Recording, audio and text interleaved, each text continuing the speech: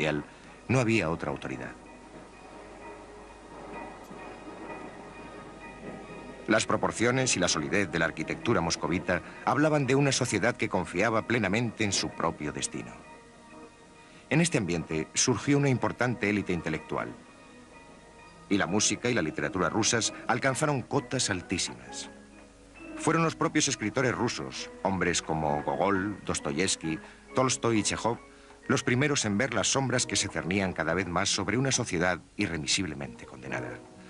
Para los millones de súbditos del zar, analfabetos, pobres y oprimidos, la Iglesia era la única fuente de esperanza y consuelo.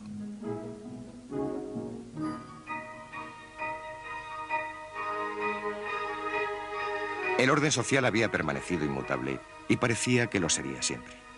Estaba fijado por el protocolo, sancionado por la ley y plasmado rígidamente en una forma de vida que la mayoría de Europa había abandonado hacía mucho tiempo.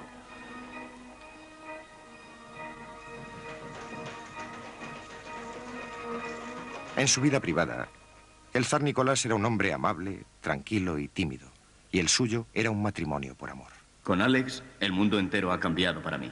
La naturaleza, la humanidad, todo. Todo me parece bueno, amable, feliz. La zarina Alex correspondía a su amor y le otorgaba sus consejos. Hemos sido puestos por Dios en el trono y debemos conservarlo sólido y transmitirlo intacto a nuestro hijo. ¿Y cuánto más fácil no es ser un monarca absoluto que uno que ha jurado una constitución? Queridísimo, escúchame.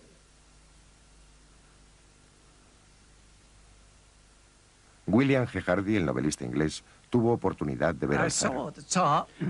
Vi al zar en 1913. Era el tricentenario de la dinastía Romanov y él volvía a través del Palacio de Invierno de la Catedral de Kazán, donde se conmemoraba el acontecimiento. Acababa de tomar la Sagrada Comunión y allí estaba cruzando aquel inmenso Palacio de Invierno en un coche pequeño muy elegante. Iba solo y llevaba una capa de Marta cibelina. Tenía un aspecto magnífico. Sus ojos eran azules, de un azul como el cielo de primavera. Iba solo en el pequeño coche y recuerdo la expresión del cochero, que era de gran ansiedad, como si llevara algo muy valioso que temiera dejar caer. A ambos lados galopaban los cosacos con espuelas y un aspecto tremendamente fiero. Y naturalmente, todos los que estaban en la plaza se quitaban el sombrero. En el censo ruso, el zar figuraba con la profesión de terrateniente. Poseía como propiedad personal más de 6.000 millones de acres, más de la mitad de toda la tierra de Rusia. Él y otros 130.000 propietarios eran los dueños del 95% del país. Un imperio que se extendía casi 7.000 millas de Alemania al Japón y del Ártico al Mar Negro. Para la mayoría de ellos era inconcebible un cambio. Pero había excepciones. El conde León Tolstoy, por ejemplo, propietario además de novelista, era muy querido por sus campesinos. Cuando murió, le lloraron como a un padre y en su entierro llevaban pancartas que rezaban: en memoria de tu bondad. Antes de morir, trabajadores, me gustaría explicaros lo que he estado pensando sobre la situación de opresión en que os halláis. Os veis obligados a pasar vuestra vida en la necesidad y el trabajo fatigoso, mientras otros que no trabajan en absoluto se benefician de lo que vosotros producís. Sois esclavos de estos hombres, y esto no debería ser así.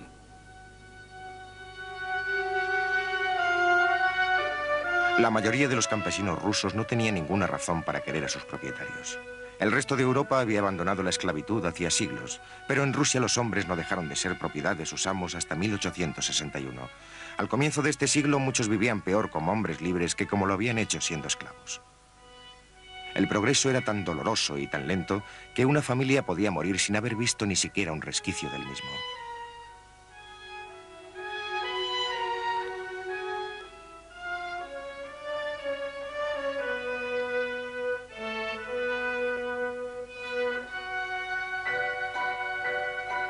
La vida era una sucesión de estaciones entre el nacimiento y la muerte. Un tiempo de sembrar y un tiempo de cosechar. Un tiempo de comer y un tiempo de ayunar. Los campesinos eran ignorantes y estaban desunidos. No sabían nada de política ni de filosofías socialistas o revolucionarias. Lo que sí sabían era pasar hambre y temer a la autoridad.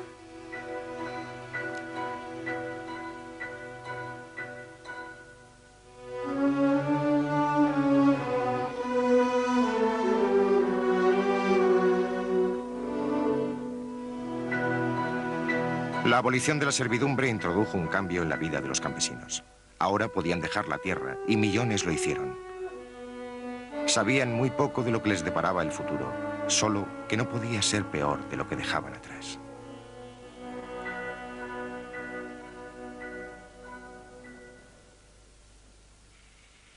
Acudieron a las ciudades, Kiev, Moscú y especialmente San Petersburgo, la ciudad industrial que más rápidamente crecía de toda Europa, la hermosa capital del norte, donde la prosperidad seguía trotando tranquilamente por los puentes sobre el Neva.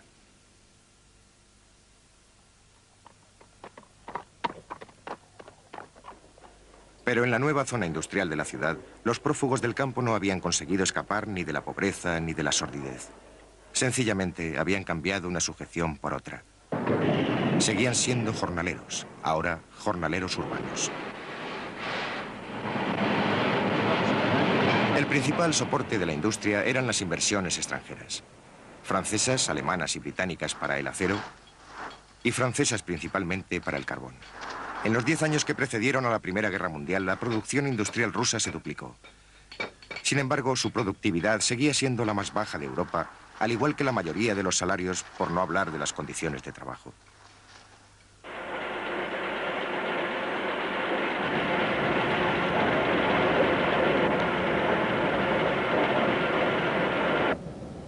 La del petróleo era la única industria en la que Rusia estaba tradicionalmente en cabeza. Y sin embargo era precisamente aquí donde las condiciones de trabajo eran con frecuencia más primitivas que en ningún otro sitio. La vida había cambiado, pero no mejorado. Fue en estas grandes industrias donde los hombres pudieron reunirse por primera vez para hablar de sus problemas y plantear acciones políticas.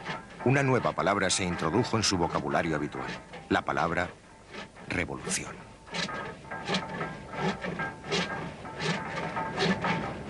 Mientras tanto, lejos de las fábricas y del descontento, la Rusia imperial seguía divirtiéndose.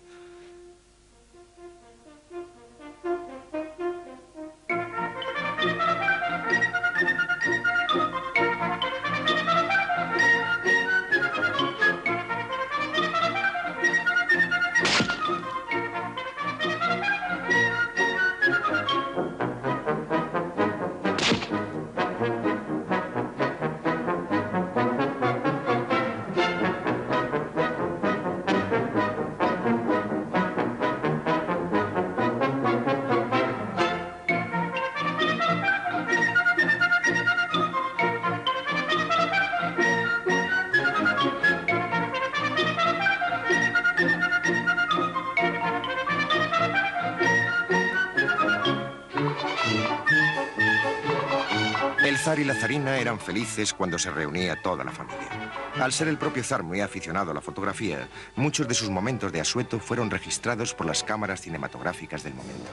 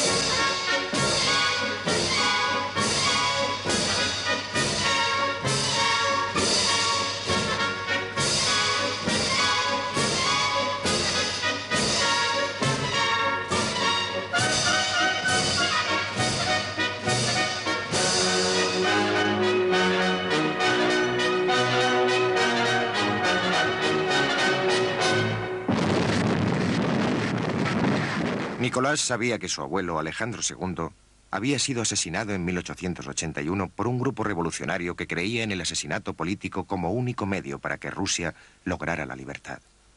Se produjeron los asesinatos, pero el despotismo continuó. 6 años después hubo un atentado contra la vida del padre del zar Nicolás, Alejandro III. Los cabecillas fueron capturados y ejecutados. Uno de ellos era un estudiante, Alexander Ulyanov.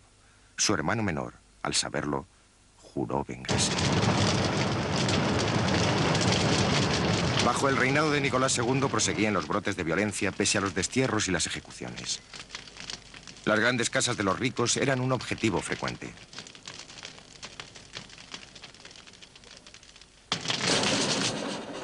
Pero los nuevos líderes revolucionarios se dieron cuenta de que la palabra era más poderosa que las bombas.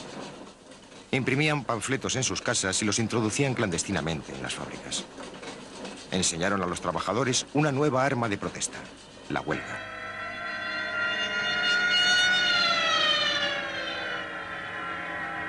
Se extendió la revuelta, cesó la producción y desaparecieron los beneficios.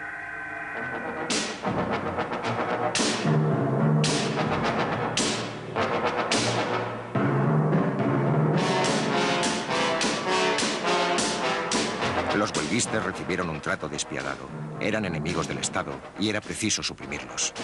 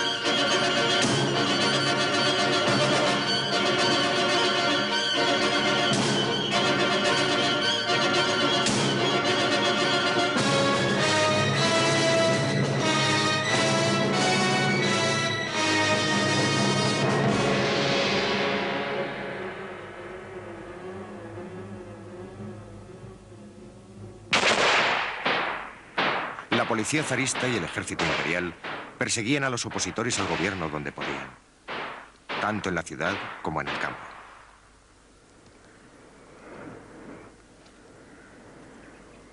Muchos fueron encarcelados, otros muchos fueron desterrados a Siberia. No se conoce el número exacto de los que murieron. ¡Agón! Los archivos de la policía secreta rebosaban de nombres de conocidos agitadores. Uno de ellos era el joven que había jurado vengar la muerte de su hermano. Se llamaba Vladimir Ilich Ulyanov. Lenin. Vladimir Ulyanov, universalmente conocido como Lenin, procedía de Simbiosk, una pequeña ciudad de provincias a orillas del Volga.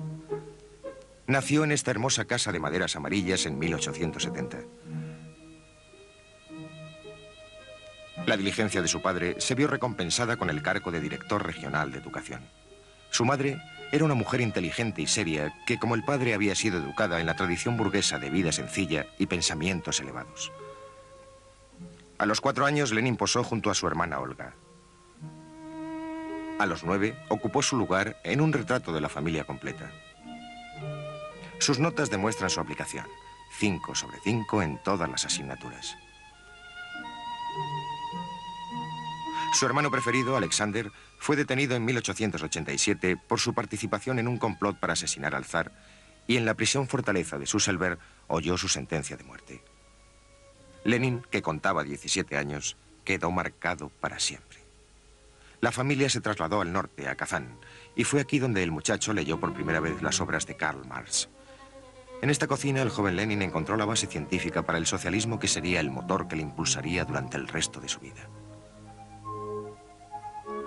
Un año después, la familia volvió a mudarse, esta vez hacia el sur, a Samara.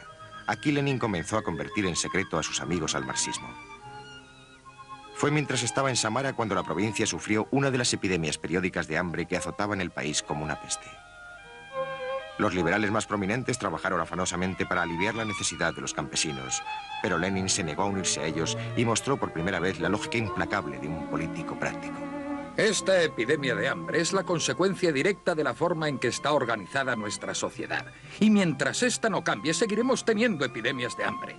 Pero estas hacen que los campesinos reflexionen sobre la realidad de nuestra sociedad capitalista, lo que les lleva a culpar al orden social de sus condiciones de vida y se destruye su fe en el zar y en el zarismo. Esta epidemia de hambre podría provocar disturbios muy graves, amenazar incluso el orden establecido de la sociedad. Y así, los esfuerzos de las clases acomodadas por aliviar el sufrimiento son muy naturales. La verdad es que todos esos discursos sobre dar de comer al hambriento no son sino el sentimentalismo dulzón tan propio de nuestra inteligencia. En 1895, Lenin se estableció en San Petersburgo tras haber viajado a Suiza para entrevistarse con los principales dirigentes socialistas en el exilio. Por aquella vez, los perros guardianes de la sociedad rusa no le sorprendieron. Estudió Derecho, pero dedicó la mayor parte de su tiempo a la clandestinidad revolucionaria. Padecía asimismo una gran escasez de dinero. Queridísima madre, te ruego que me envíes algo de dinero ya que lo que yo tenía casi se ha terminado. Mi casera es insoportable y cuando no estoy escondiéndome de ella estoy tratando de huir de la balalaica que el vecino de la habitación de al lado se empeña en tocar noche y día. Llevaba una vida incómoda y su dossier de los archivos de la policía secreta se hacía cada vez más grueso. Consiguió escapar de ellos varias veces, pero al final fue inevitable que le capturaran.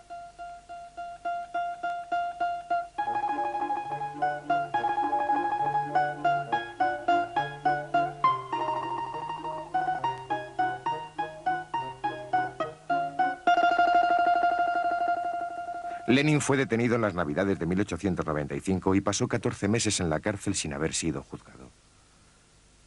Hacía ejercicio para mantenerse en forma y, recordando la tinta invisible que empleaba de niño, consiguió hacer llegar panfletos e instrucciones a los amigos que se encontraban libres.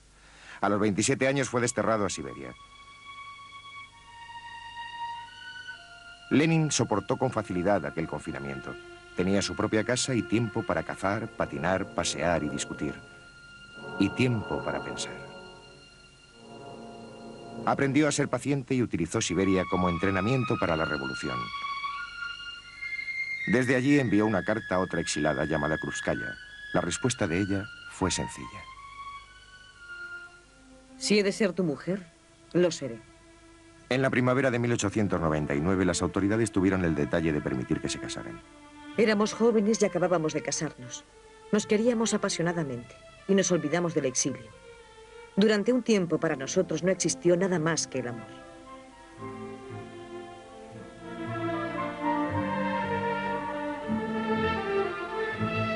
Pasada la luna de miel, emprendieron sin tardanza una traducción de la historia de los sindicatos. Desde su exilio de Siberia, Lenin había proyectado un nuevo periódico revolucionario, Iskra, La Chispa. Fue entonces cuando Ulyanov empezó a firmar como Lenin. Iskra tenía que ser introducida en Rusia clandestinamente y el primer número se publicó en Alemania en 1900. Pero los impresores estaban nerviosos y hubo que trasladar la sede a Inglaterra. Había niebla cuando Lenin y Krupskaya, liberados del exilio, llegaron a Londres por primera vez. Alquilaron 2 habitaciones en Kingsbury y a la casera no le hacía ninguna gracia que Krupskaya no llevara alianza. Entre las personas que conocieron a Lenin en aquella época se encontraba una muchacha de 17 años, ahora la señora Zelda Coates. Conocí a Lenin en casa de mi hermana. Y la primera impresión que recuerdo es la de un hombre bastante bajo, enérgico y de ojos muy expresivos, casi calvo por lo que recuerdo, y con el pelo, bueno, casi pelirrojo. Mi hermana tenía varios hijos Y otra cosa que me impresionó fue lo bien que se llevaba con los niños. No solo les hacía carantoñas y esas cosas que se les hacen a los niños, sino que entraba en el espíritu de sus juegos. Se ponía a jugar con ellos y se reía tanto como los niños, e igual de alto.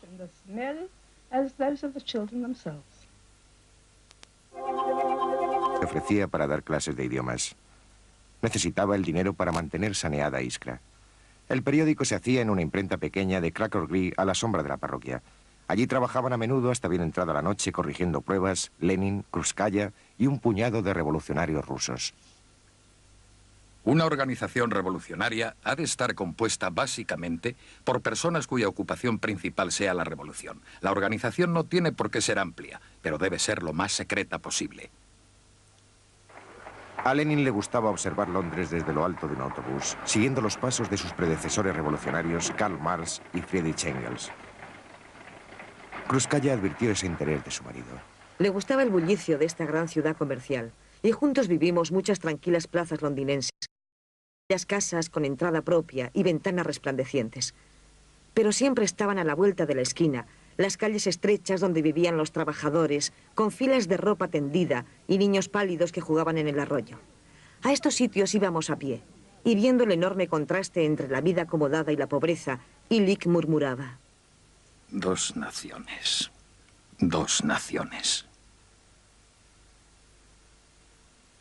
En 1903 los socialistas rusos se reunieron en un sórdido salón de actos londinense. El partido estaba dividido en dos partes muy igualadas. Los oponentes de Lenin querían aceptar como miembro del partido a cualquiera que estuviera dispuesto a apoyarles. Cuanto más extendido esté el título de miembro del partido, mejor. Solo nos serviría de satisfacción el que cada huelguista, cada trabajador, pudiera llamarse miembro del partido. Pero Lenin y sus partidarios estaban decididos a que solo se admitiera como miembros del partido a un núcleo de entusiastas. Es preferible que 10 auténticos trabajadores no puedan decir que son miembros del partido a que un charlatán tenga el derecho y la oportunidad de serlo. El grupo de Lenin ganó por 2 votos. Se convirtieron en los bolcheviques, la mayoría, y los perdedores fueron los mencheviques, la minoría. Hubo una violenta discusión referente a las tácticas que debían emplearse en Rusia en aquel momento. Era poco después de los acontecimientos revolucionarios en Rusia, y la mayoría de los mencheviques presentes en aquella reunión concreta dijeron: descansemos durante una temporada. Los trabajadores están cansados. No debemos presionarles demasiado. Pero Lenin saltó de la silla furioso, lo que no casaba con el hombre frío que yo había conocido, y dijo: eso no son más que tonterías. Son ustedes, señores míos, los mencheviques, quienes están cansados. La clase obrera rusa no está cansada, al contrario, está llena de energía. Rebosa ganas de luchar por su libertad y el derrocamiento del zarismo.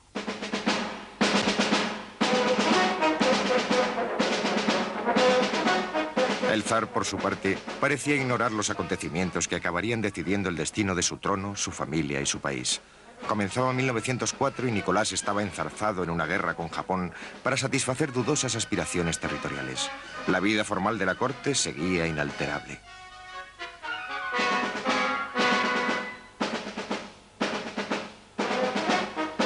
Muy lejos de este elaborado ceremonial, los ejércitos rusos sufrían una derrota tras otra para acabar rindiéndose ante los japoneses y volviendo a casa derrotados. Lenin comentó el desastre con sequedad. No es el pueblo ruso, sino la autocracia quien ha de avergonzarse de la derrota. El pueblo ruso ha salido ganando con la derrota de la autocracia. Y la capitulación de Portov no es sino el preludio a la capitulación del zar. En San Petersburgo, las noticias de la humillación de la derrota se vieron seguidas por el frío glacial de enero. Aquel fue un invierno de descontento.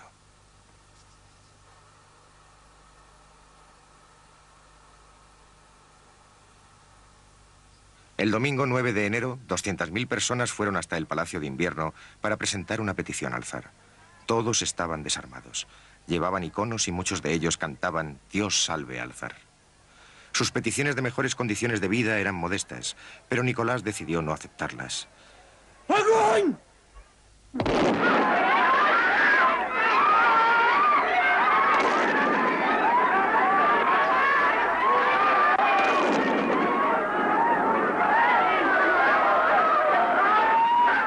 Ese día pasó a la historia como el Domingo de Sangre. Murieron más de 1000 manifestantes y más de 5000 resultaron heridos, principalmente mujeres y niños. Pero el zar encontró tiempo para escribir su diario como de costumbre. Hoy ha sido un día difícil. Se han producido serios disturbios en San Petersburgo porque los trabajadores pretendían llegar al Palacio de Invierno. Las tropas se vieron obligadas a disparar sobre ellos y muchos murieron o resultaron heridos. Dios mío, cómo me conmovió y qué duro fue presenciar aquello. Mi madre ha venido a comer. Después llevé a Mijaíl a dar un paseo. Lenin se encontraba en Ginebra cuando las primeras noticias de aquel domingo sangriento llegaron al resto de Europa. Iba hacia la biblioteca acompañado por Krúpskaya cuando se enteró. Inmediatamente cambiaron de rumbo y se dirigieron a un pequeño café de emigrados donde encontraron a sus amigos bolcheviques muy excitados leyendo las últimas ediciones de los periódicos suizos. Lenin vio que sus sueños revolucionarios estaban al alcance de la mano. Ha de haber un levantamiento armado inmediato. Decir que no podemos ganar es hablar como cobardes. En la calma de esta biblioteca ginebrina se aplicó al estudio de las implacables técnicas de la guerra civil. Este volumen concreto, Las memorias de los revolucionarios rusos del siglo XIX, conserva aún sus notas escritas en los márgenes. En octubre de 1905 se reunieron por primera vez en San Petersburgo representantes de los trabajadores de la ciudad. Se autodenominaron Consejo, que en ruso se dice Soviet, y una de sus primeras decisiones fue convocar una huelga general.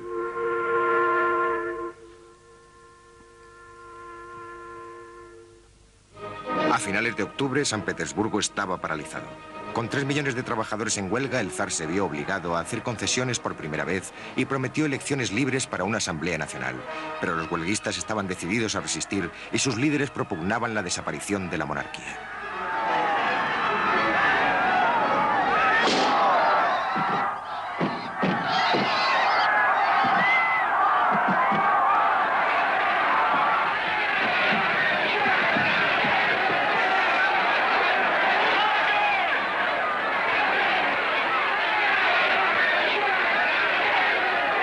En Moscú, una brigada de combatientes bolcheviques, apoyada por miles de huelguistas, levantó barricadas en las calles.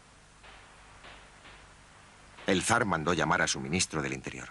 Esta situación no puede durar. Son sus cabezas o las nuestras. Le ordeno que tome las medidas que considere necesarias.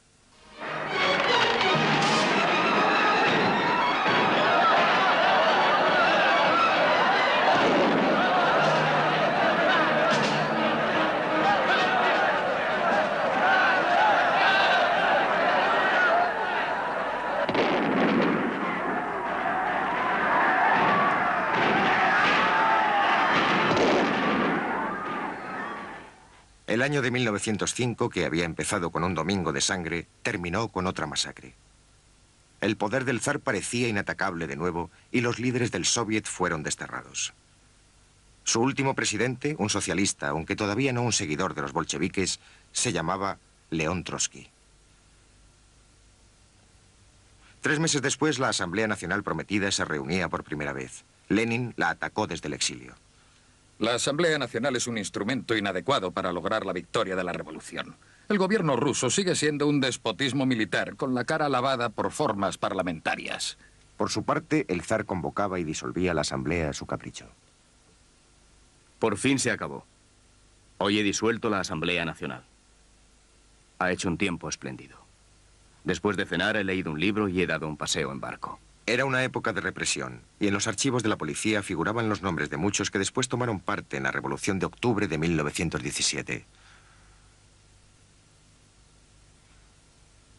Piet Chomsky.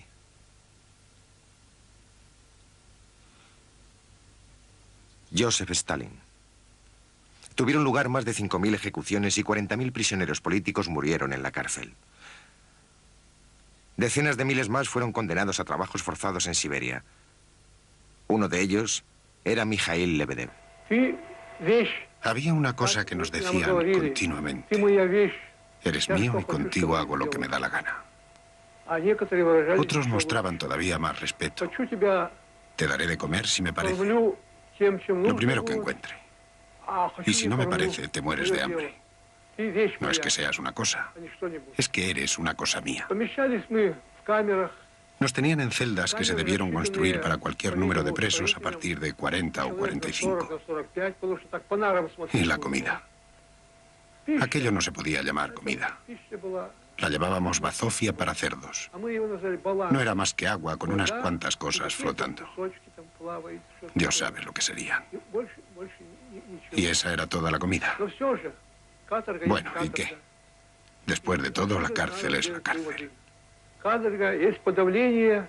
Y reprime por completo cualquier sentimiento humano. La vida de la buena sociedad de San Petersburgo seguía como de costumbre. Y las hijas de las familias acomodadas se dedicaban a hacer obras de caridad, porque los rusos son gentes muy generosas. Otras hijas aprendían las delicadas exigencias de la vida ociosa. Esta famosa academia se conocía con el nombre de Instituto Smolny. Desde este mismo edificio, Lenin anunció la victoria bolchevique en 1917.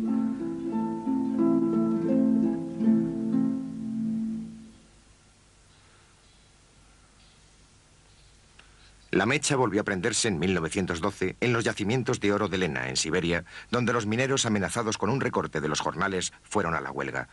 Mikhail Lebedev era uno de ellos. Esperaban un momento propicio para hacer fuego. De repente se oyó un ruido, como si se rasgara un trozo de lona. Aquel debió ser el primer disparo. Escuché. Después hubo otro. Los obreros empezaron a gritar. Se oyó un rugido y de pronto todo el mundo cayó al suelo. Yo también. Al caer vi a Danilov, que estaba a mi lado, tumbado de espaldas de una forma muy rara, con un cigarrillo apagado en la mano y mirándome fijamente. Y entonces vi un gusano negro que le salía de detrás de la oreja. Me di cuenta de que era sangre. Iba en serio.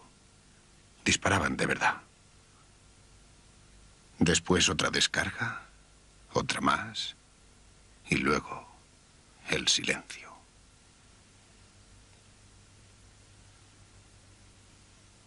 Tras los incidentes de Lena, Lenin fue a Polonia porque quería estar próximo a lo que ocurría en su patria.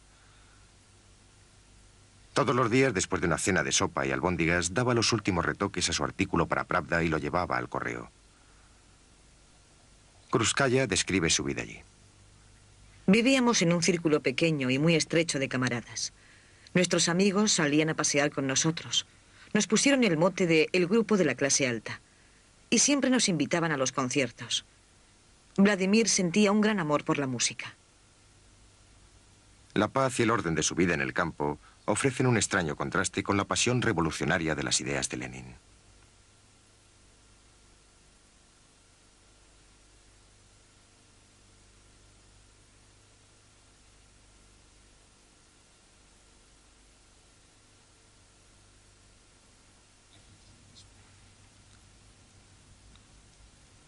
A 400 millas de allí, en la ciudad de Sarajevo, en los Balcanes, se celebraba algo. Era el 28 de junio de 1914 y el archiduque de Austria, Francisco Fernando, se encontraba en visita de Estado. Entre la multitud que le esperaba había un joven con una pistola.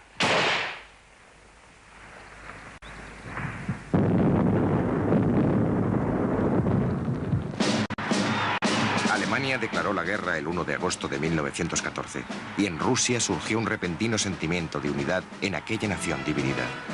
Efectuó su esperada aparición en el balcón, jurando no firmar la paz mientras quedara un solo soldado extranjero sobre el suelo de la madre Rusia.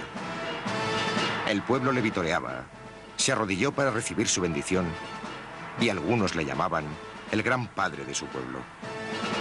La fiebre de patriotismo que agitaba al resto de los países europeos se apoderó también de Rusia.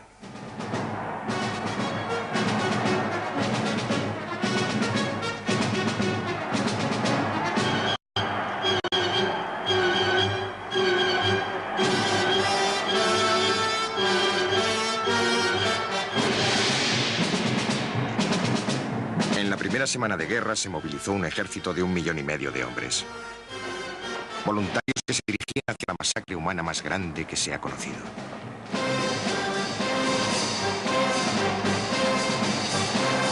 En los sombríos campos de batalla de la Europa del Este, 1 de cada 2 hombres causaría baja. Los muertos quedaban con frecuencia insepultos y los heridos, abandonados, se helaban en su propia sangre.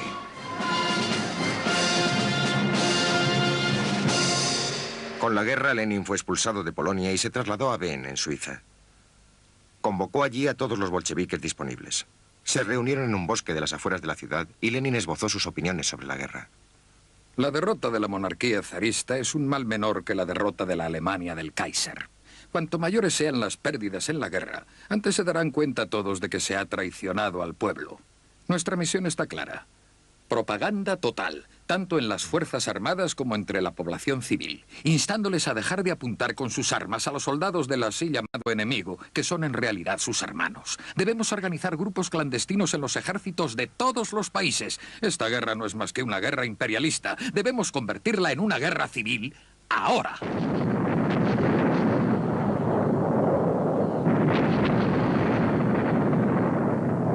Para los miembros bolcheviques de la Asamblea Nacional, las palabras de Lenin tuvieron una consecuencia inmediata. Se los detuvo por oponerse a la guerra. Se los condenó por alta traición y se los desterró a Siberia.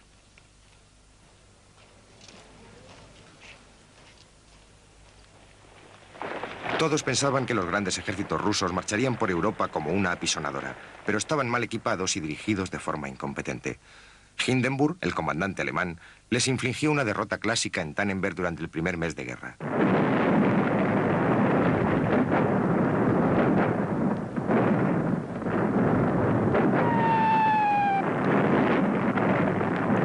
Las tropas alemanas aislaron y rodearon al ejército ruso. Y en agosto de 1914, los rusos sufrieron 300.000 bajas entre muertos, prisioneros o heridos graves. El comandante en jefe, el gran duque Nicolás, primo del zar, fue relevado de su puesto. El zar en persona tomó el mando, pero las derrotas continuaron. Los soldados siempre podían depositar su confianza en lugares más altos, sentimiento que compartía el propio ministro de la guerra del zar. Evitaremos la derrota si tenemos fe en la protección de San Nicolás, patrono de la Santa Rusia, y en las distancias inconmensurables. Pero 1 de cada 3 hombres no tenía rifle. Y muchos de ellos no tenían ni siquiera botas. En el palacio de Saskoiselo, donde la zarina vivía junto a su hijo inválido y a sus hijas, predominaba una extrañísima influencia religiosa. Rasputín, un campesino borrachín e inculto, ejercía un misterioso poder sobre la reina, quien creía que sus poderes místicos podrían curar la enfermedad de su hijo. Siendo favorito de la zarina, Rasputín había ascendido a las más altas instancias. Su fama de libertino nunca hizo disminuir el magnético atractivo que tenía para las bellezas del momento, y la zarina estaba embrujada. Insiste en que se debe hacer exactamente lo que dice. Tiene un significado profundo. Pero este dibujante veía las cosas de otra manera.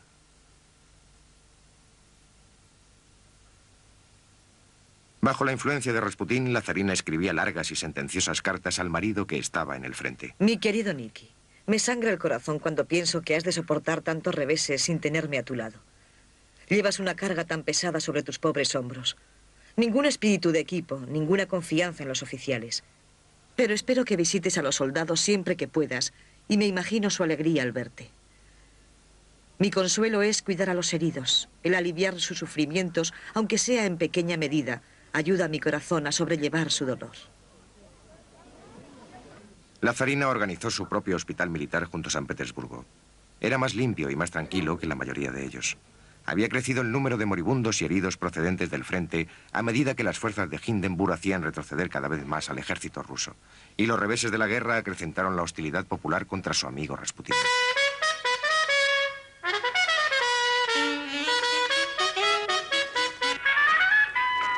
En diciembre de 1916, Rasputín fue invitado a la casa del príncipe Yusupov en San Petersburgo, y mientras sus amigos aristócratas ponían el Yankee Doodle Dandy en el gramófono, fue asesinado. La zarina quedó abrumada por el dolor. Esta noche gran escándalo en casa de Yusupov. Una gran fiesta, todos borrachos. La policía oyó disparos y dice que nuestro amigo ha sido asesinado. Ni puedo ni quiero creerlo. Que Dios nos asista. los conspiradores sacaron el cuerpo de la casa. Habían echado enormes dosis de cianuro en su vino y sus pasteles, pero al ver que esto no surtía efecto, le dispararon al corazón. Rasputín persiguió a sus asesinos rugiendo. Le dispararon de nuevo dándole en la cabeza. Por último, arrojaron su cuerpo al río.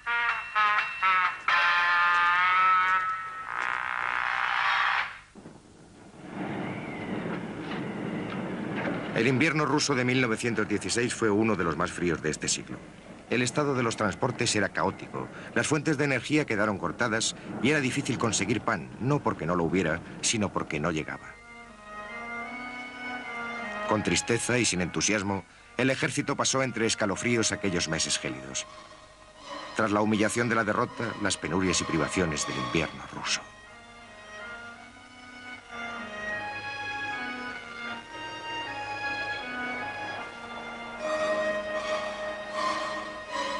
El ejército, deshecho, solo podía aguantar en espera de la primavera y librarse de sus muertos.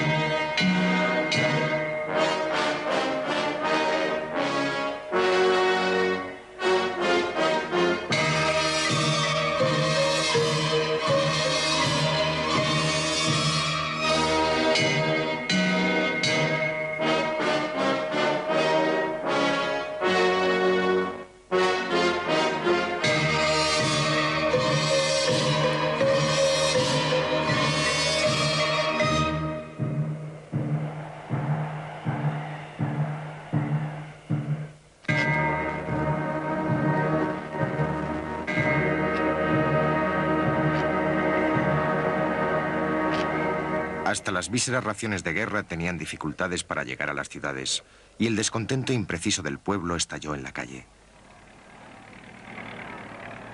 La zarina se mantuvo inconmovible. Las gentes van por las calles gritando que no quieren pan. Lo hacen únicamente para crear nerviosismo. Pero esto pasará y las aguas se calmarán siempre que la Asamblea Nacional se porte como es debido. Pero ahora la Asamblea Nacional incitaba al pueblo a rebelarse contra sus gobernantes. El 23 de febrero empezó una huelga general en San Petersburgo. Casi 100.000 obreros tomaron parte en las manifestaciones. «Acabad con las manifestaciones en la capital», ordenó el zar. Pero fue inútil.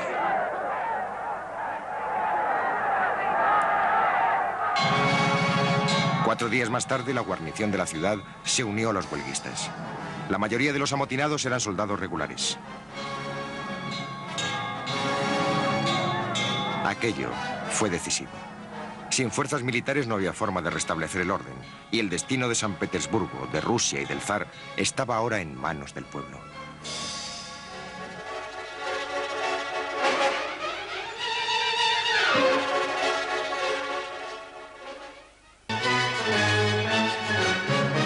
Buscando desesperadamente líderes, los manifestantes se dirigieron a la Asamblea Nacional.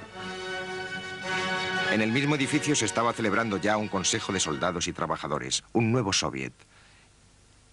Y a partir de ese momento se constituyó en rival de la Asamblea. Alexander Kerensky, un abogado de 35 años, era miembro tanto de la Asamblea como del soviet.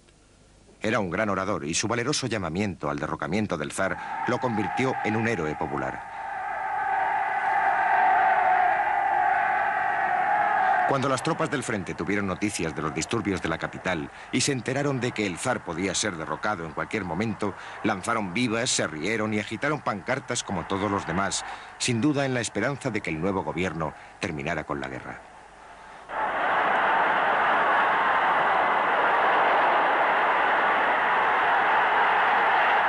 El 2 de marzo de 1917 cayó el último de los Romanov. Sin grandes alaracas, sin ofrecer siquiera una breve resistencia, Nicolás firmó el documento de abdicación.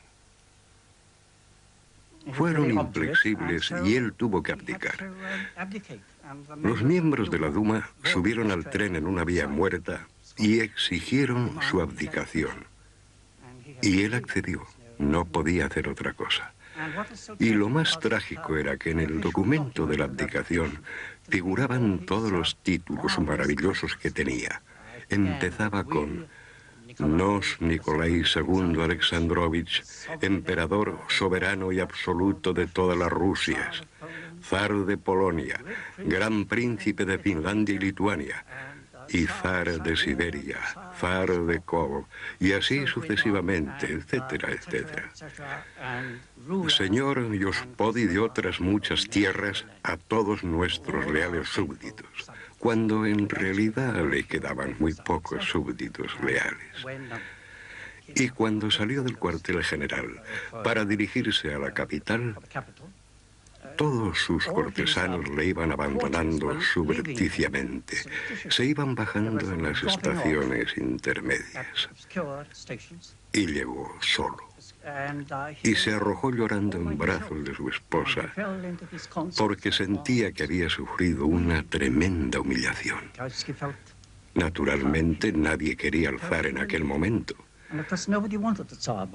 Pero le dijo a su mujer, si Rusia entera se pusiera ahora de rodillas para pedirme que volviera, no lo haría. La zarina adoptó otro punto de vista. Comprendo lo que has hecho, héroe mío. Y juro por mi vida que volveremos a verte en el trono. Por obra de tu pueblo y de tu ejército, serás coronado de nuevo por el mismo Dios sobre esta tierra, en tu patria. El día de la abdicación, Alexander Kerensky fue fotografiado en los jardines del Palacio Real. Líder de un grupo de idealistas de clase media, contaba con el aplauso de las masas.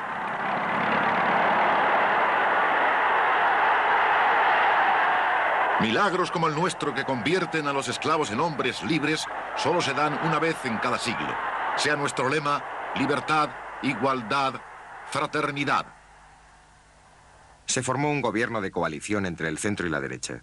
Su primer ministro era el conservador Príncipe Lvov y Kerensky era el ministro de Justicia.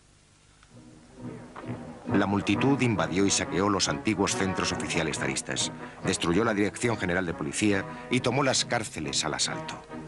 Más valor práctico tuvo la liberación de más de 1000 prisioneros políticos.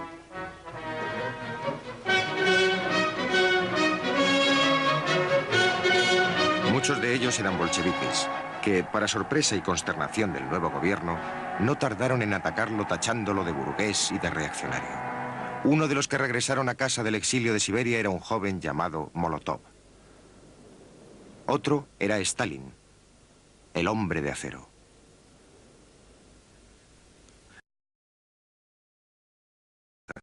Vivía en Zúrich, escribiendo propaganda y manteniéndose en contacto con la organización bolchevique en Rusia. Cuando tuvo noticias del alzamiento de febrero, vivía sobre este restaurante en el barrio viejo de la ciudad. No tardó en escribir a Rusia proponiendo un plan de acción. Hizo un llamamiento para que se terminara la guerra y apeló a los trabajadores de todas las naciones combatientes para que derribaran a sus gobiernos respectivos. Decidió abandonar su tranquilo refugio suizo lo antes posible para ir a San Petersburgo y a la revolución.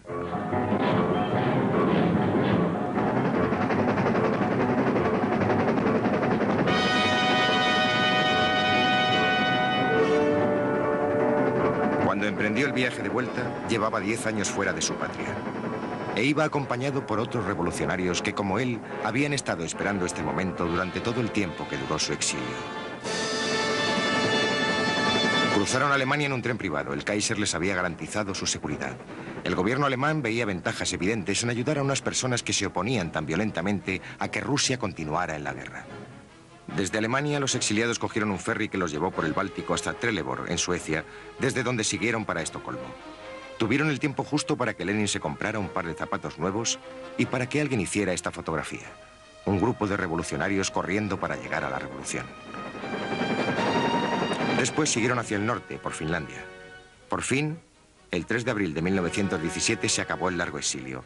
8 días después de haber abandonado Suiza y 6 semanas después del levantamiento de febrero, Lenin llegó a San Petersburgo. Se había congregado una gran muchedumbre en la estación para recibirle y muchos sin duda pensaban que los felicitaría por una revolución que según ellos creían había triunfado. Pero para Lenin la auténtica revolución aún estaba por hacer. Cuando el nuevo gobierno os habla con suavidad y os hace promesas, os está engañando. De él no conseguiréis más que guerra, hambre y terratenientes. Y lo que vosotros necesitáis es paz, pan y tierra.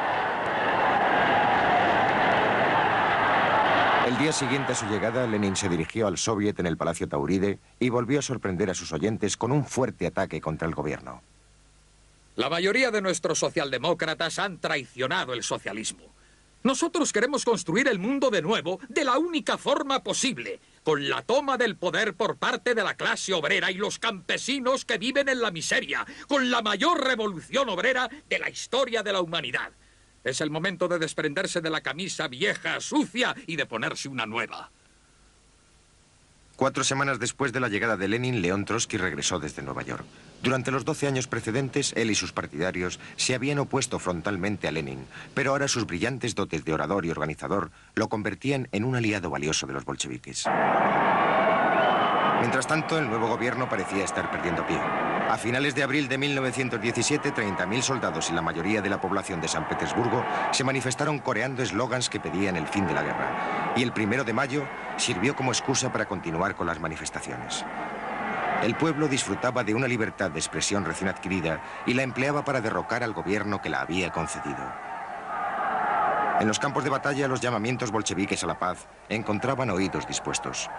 Enviaron agitadores al frente y a veces estos consiguieron incluso convencer a los soldados de que aquellos que habían considerado enemigos eran en realidad hermanos. El gobierno, nervioso por los motines militares, nombró a Kerensky ministro de la guerra. Apelando a la confianza y disciplina de las tropas, este aseguró a los aliados que Rusia seguiría luchando. La delegación americana recibió con agrado estas afirmaciones y reconoció la legalidad del nuevo gobierno. También acudieron los ingleses y se mostraron debidamente impresionados al explicarles Kerensky que tenían lugar manifestaciones antibolcheviques en la capital. Rusia no es una rana para los experimentos de Lenin, decían las pancartas. El frente ruso podía estar desmoronándose, pero el batallón de mujeres, cuando menos, mostraba la lealtad y disciplina que el gobierno demandaba.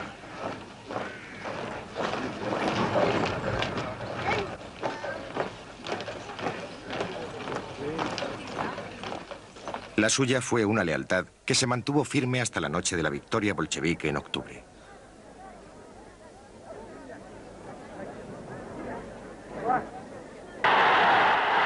Por el momento parecía que los acontecimientos seguían el curso deseado por Kerensky, quien visitó el frente y recibió una bienvenida leal y entusiasta. Nombró otros generales y lanzó una nueva ofensiva. Tanto los nuevos generales como la ofensiva fracasaron.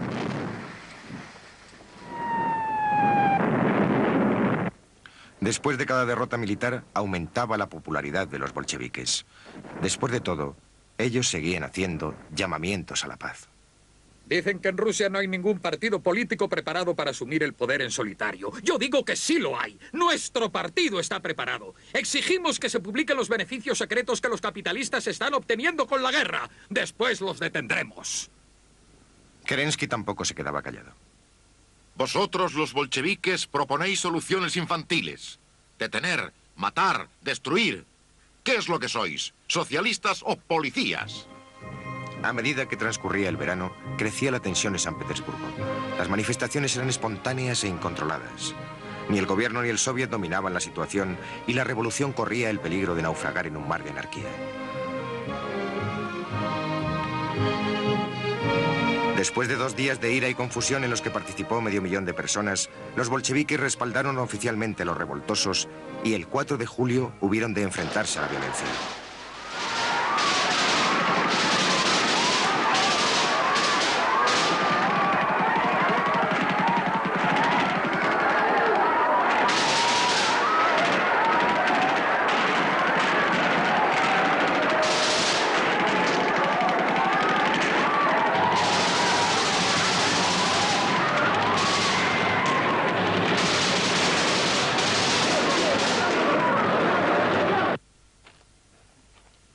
Alexander Kerensky se convirtió en primer ministro de Rusia el 7 de julio y no tardó en actuar según el espíritu simbolizado por las descargas.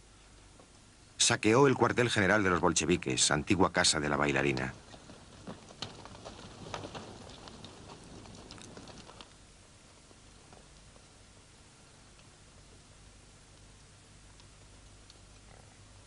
Se cursaron órdenes de detención contra los líderes bolcheviques y por primera vez se acusó oficialmente a Lenin de ser un agente alemán. Pero los bolcheviques le ayudaron a escapar, disfrazado con una peluca castaña y con su característica barba afeitada. Sirviéndose de un pasaporte falso a nombre de Ivanov, huyó al norte. Se refugió en Radliv, a solo 20 millas de la agitación de la capital, y durante el somnoliento verano de 1917 permaneció escondido allí. Como la mayoría de los prófugos, dependía de sus amigos para que le proporcionasen todo lo que necesitaba. Necesito una cinta para el sombrero, polvos para limpiarme los dientes, un tazón y una brocha de afeitar.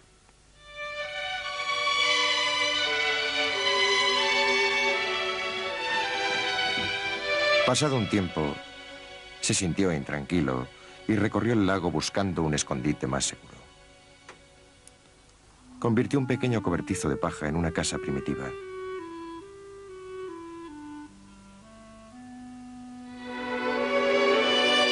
Y aquí, sirviéndose de un tocón como mesa de escribir, esperó a que se produjera la revolución. Desde abril el número de miembros del partido se ha duplicado. El ejército está desmoralizado y los campesinos se inclinan cada vez más por nosotros. El gobierno está dividido y es ineficaz. La revolución burguesa se convertirá en la revolución de la clase obrera. Sucederá. No hoy ni mañana, pero sí muy pronto. El 12 de agosto, en el Teatro Bolshoi de Moscú, el gobierno provisional hizo un desesperado intento por aunar las dispersas fuerzas del país y crear cierto sentimiento de unidad. Se convocó una reunión de todos los partidos para tratar de buscar la salida al dilema de Rusia. Acudieron más de 2000 delegados que llenaron las butacas y los palcos del teatro. Debían representar todos los grupos existentes en el triste caos de la sociedad y la política rusas, pero los bolcheviques no se encontraban allí.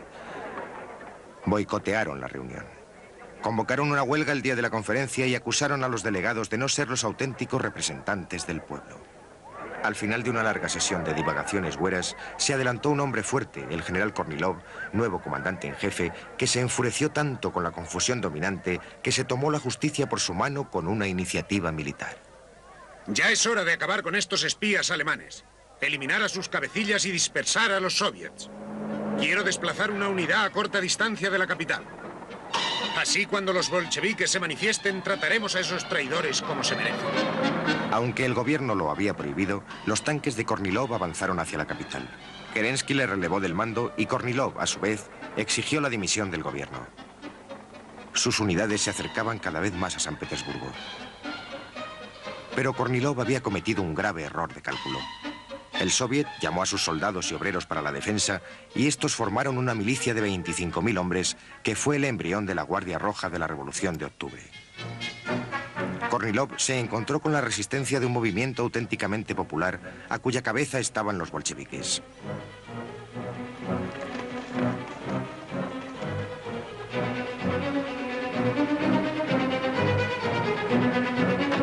Contra semejante resistencia, las unidades de Kornilov combatieron en vano.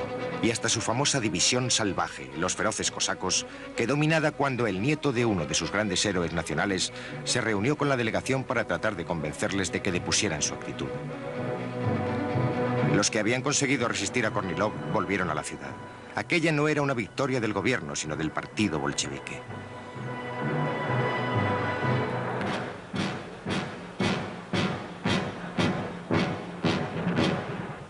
Trotsky, liberado de prisión a mediados de septiembre, fue elegido presidente del Soviet de San Petersburgo.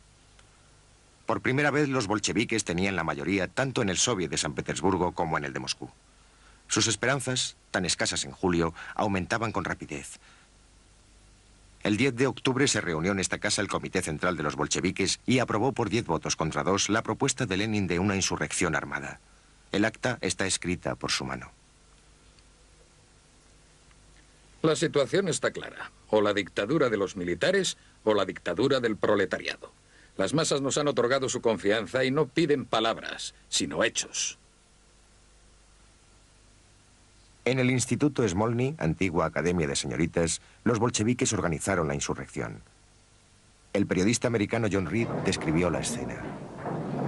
El instituto ha sido tomado por organizaciones revolucionarias de trabajadores y soldados. En el interior hay más de 100 salas, en cuyas puertas hay placas de esmalte que informan al transeúnte de que se trata de la clase de señoritas número X o la sala de profesores. Pero sobre ellas hay ya otros carteles, prueba de la vitalidad de un orden nuevo. Comité Central del Soviet o Unión de Soldados Socialistas. Los largos pasillos abovedados, iluminados por débiles luces eléctricas, resuenan al paso apresurado de obreros y soldados, y el ruido de sus botas produce un trueno profundo e incesante en el suelo de madera. Los descansillos rebosaban de panfletos y escritos políticos. El 23 de octubre los batallones bolcheviques salieron a tomar posiciones en la calle. El gobierno Kerensky, aun sabiendo lo que ocurría, hizo muy poco para detenerlos.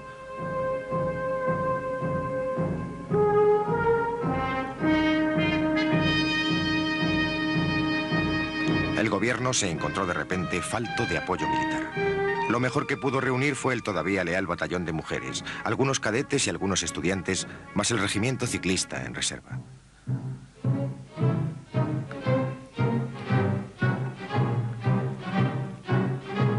En el Palacio de Invierno, los defensores levantaron barricadas contra el ataque que esperaban.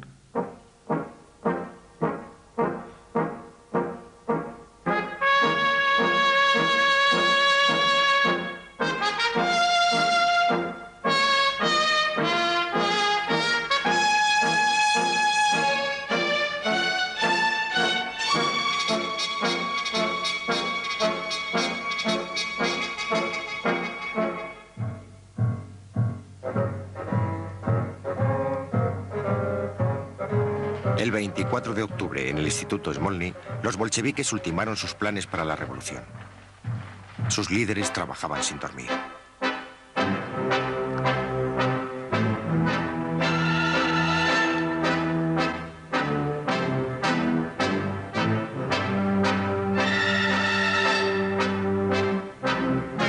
En la madrugada del 25 de octubre, las brigadas combatientes de los bolcheviques salieron del Instituto Smolny para apoderarse de los puntos cruciales de la ciudad.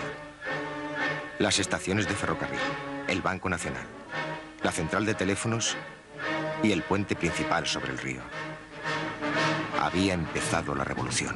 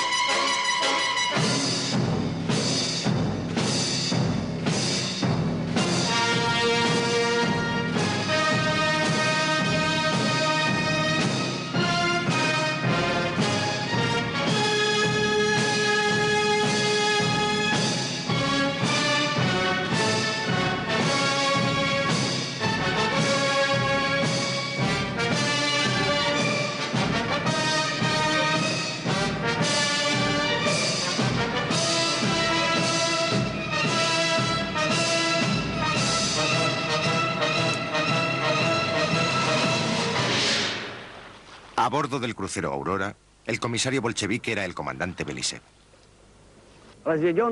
La zona rodeada fue iluminada por un electricista para permitir que las brigadas armadas de obreros, soldados y marineros convergieran en el centro de la ciudad y rodearan el Palacio de Invierno.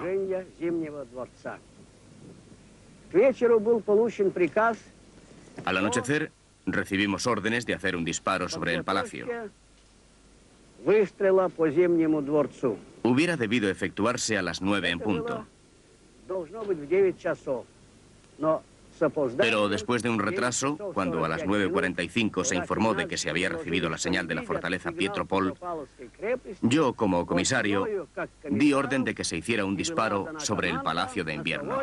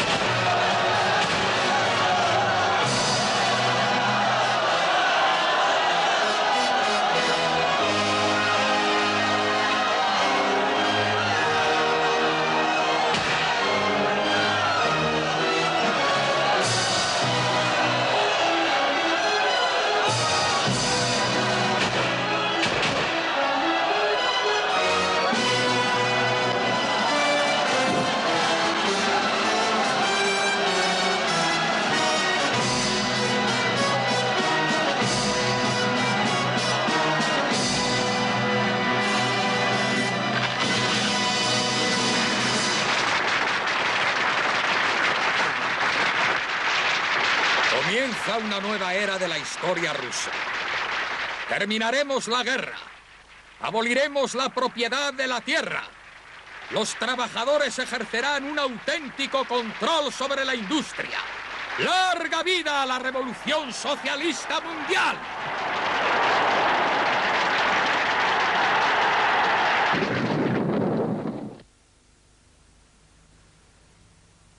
A la mañana siguiente, se concentró una muchedumbre ante el Palacio de Invierno. Una muchedumbre desconcertada. En 8 meses habían sido abolidos primero el zarismo y después la democracia liberal. Solo Kerensky había conseguido escapar antes de que cayera el palacio. El zar y su familia no tardaron en ser asesinados por los bolcheviques. La dictadura del proletariado, encabezada por Lenin, gobernaba el país. En solo 10 días, la revolución había transformado Rusia y conmovido al mundo.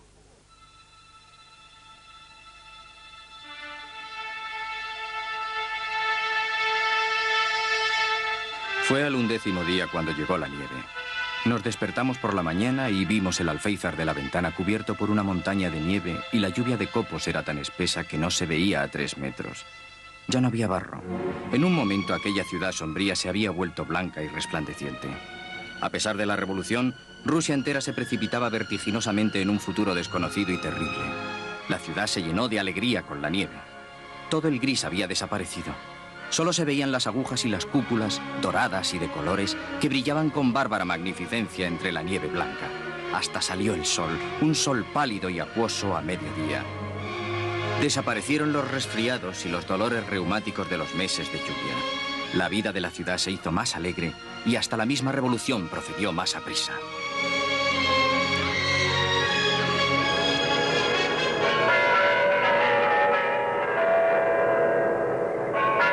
Moscú, Plaza Roja. Donde antes los ricos paseaban en coche, hay ahora una larga cola que avanza hacia la tumba de Lenin. Vienen gentes de todos los rincones de ese enorme país, muchos millones al año, bajo el sol y bajo la nieve. El pueblo ruso ha conseguido mucho y ha padecido mucho. Una transformación industrial única en la historia y una guerra que destruyó completamente el 80% de esas industrias. De la Edad Oscura a la energía nuclear, pacífica o bélica, de la primera victoria de Lenin por medio de una guerra civil y las salvajes purgas de Stalin a una cuidadosa convivencia y una libertad personal mayor que la de cualquier época posterior a los días que siguieron a la abdicación de Nicolás II. Pero ¿quién puede decir a dónde les llevará el camino que comenzaron a andar en 1917? Y a nosotros.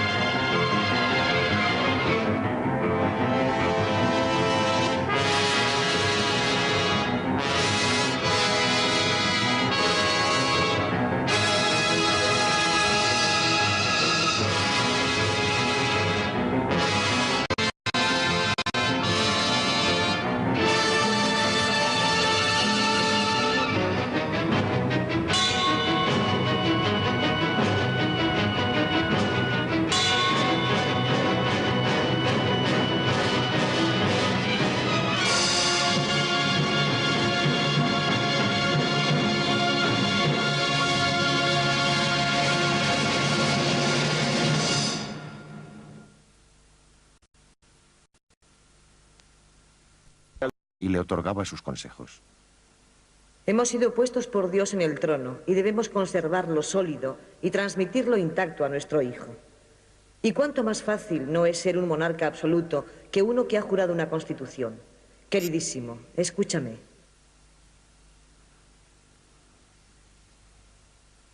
William G. Hardy, el novelista inglés, tuvo oportunidad de ver al zar. Vi al zar en 1913.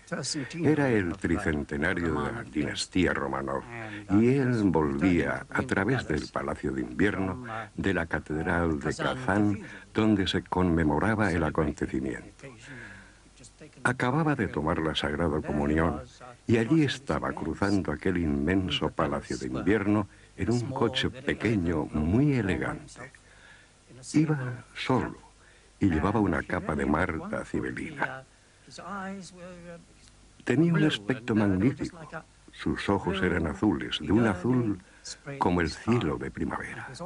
Iba solo en el pequeño coche y recuerdo la expresión del cochero, que era de gran ansiedad, como si llevara algo muy valioso que temiera dejar caer.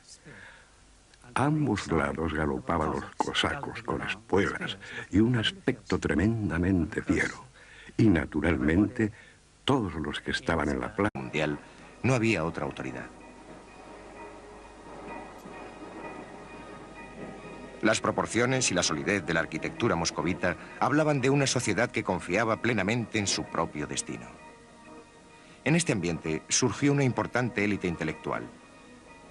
Y la música y la literatura rusas alcanzaron cotas altísimas.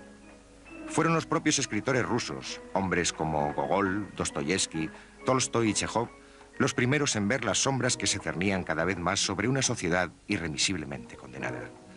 Para los millones de súbditos del zar, analfabetos, pobres y oprimidos, la Iglesia era la única fuente de esperanza y consuelo.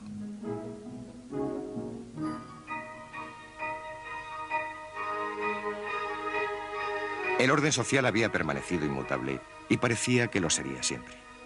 Estaba fijado por el protocolo, sancionado por la ley y plasmado rígidamente en una forma de vida que la mayoría de Europa había abandonado hacía mucho tiempo.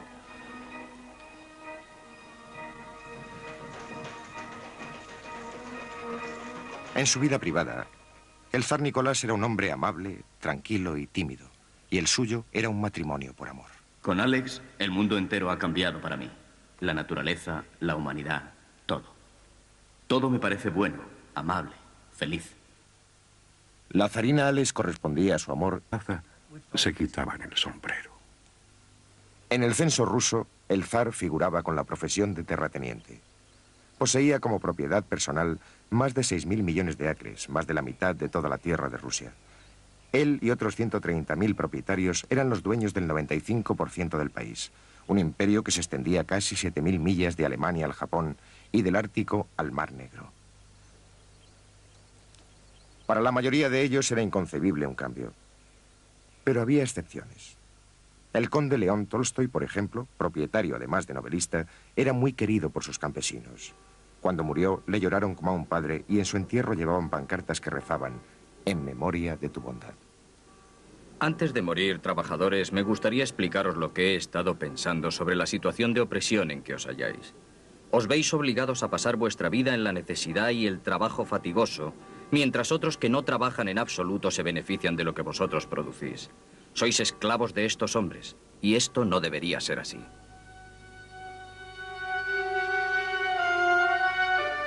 La mayoría de los campesinos rusos no tenía ninguna razón para querer a sus propietarios. El resto de Europa había abandonado la esclavitud hacía siglos, pero en Rusia los hombres no dejaron de ser propiedad de sus amos hasta 1861. Al comienzo de este siglo muchos vivían peor como hombres libres que como lo habían hecho siendo esclavos. Ev, Moscú y especialmente San Petersburgo, la ciudad industrial que más rápidamente crecía de toda Europa, la hermosa capital del norte, donde la prosperidad seguía trotando tranquilamente por los puentes sobre el Neva.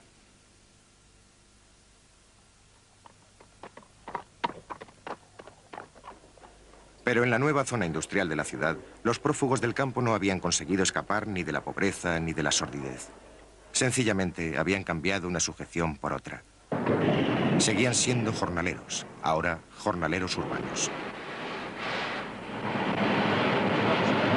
El principal soporte de la industria eran las inversiones extranjeras.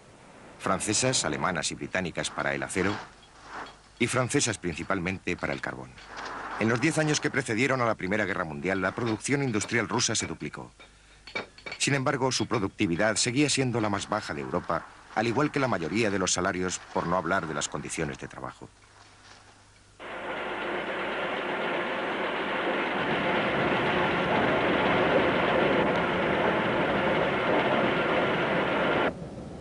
La del petróleo era la única industria en la que Rusia estaba tradicionalmente en cabeza.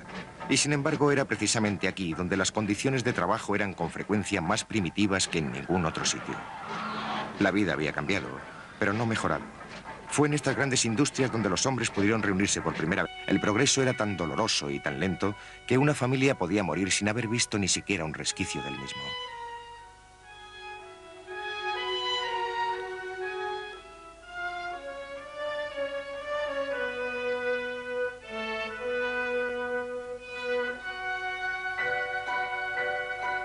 La vida era una sucesión de estaciones entre el nacimiento y la muerte. Un tiempo de sembrar y un tiempo de cosechar. Un tiempo de comer y un tiempo de ayunar. Los campesinos eran ignorantes y estaban desunidos. No sabían nada de política ni de filosofías socialistas o revolucionarias. Lo que sí sabían era pasar hambre y temer a la autoridad.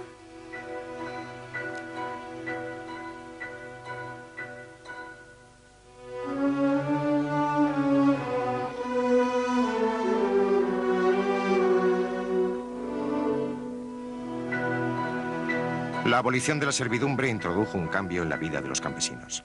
Ahora podían dejar la tierra, y millones lo hicieron. Sabían muy poco de lo que les deparaba el futuro, solo que no podía ser peor de lo que dejaban atrás.